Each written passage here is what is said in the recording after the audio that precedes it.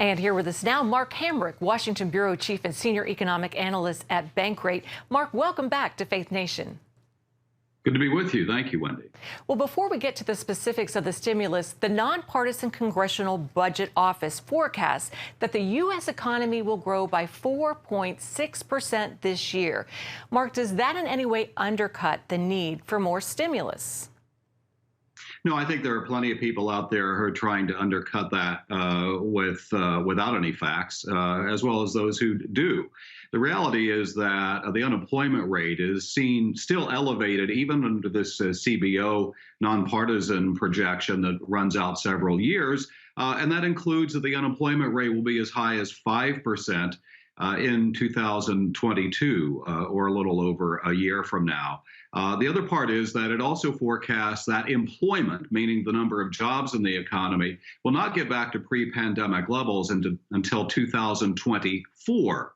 So, yes, GDP is something important to watch, but that doesn't speak to the success or lack thereof for individual households and the many people who remain unemployed as we speak. All right, good to know. Mark, as President Biden meets with Republicans over their competing plans, can you give us the broad strokes on where they differ? Well, it's really on the size of the package, first of all. I think there's a large number of Republicans who just don't want to be associated with another large, costly package, so to speak. And so, you look at the Biden plan, that's about $1.9 trillion as proposed. This package that is brought forward by the 10 GOP lawmakers is about a third of that. And really, I would say broadly, it has less in the way of unemployment assistance, whether you look at the timelines or the extent, and also lowering the threshold for incomes for individuals to qualify for all of that. So there is a big difference, and it's going to be interesting in the coming days to see whether the president decides basically to go it alone or indeed to try to perhaps split the difference. Of course, there's going to be a problem even trying to compromise with the Republican package within the Democratic Party, but also among Republicans as well. All right. So President Biden says Americans, they need the relief right now. How do the two sides come together?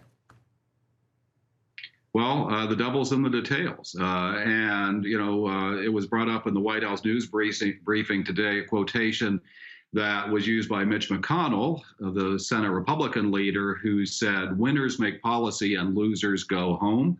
The question is, do you really need to be looking for bipartisan agreement, or do you simply do what you need to do to pass the legislation? And, I don't know what the optimal answer is there. Obviously, anything that has more support, that gives the appearance of having broader political underpinnings is better. But at the end of the day, I question how many Americans are going to look back on this period and know how many senators voted in favor. All right, we'll have to leave it there. Bankrate's Mark Hamrick, thanks as always for your time and perspective.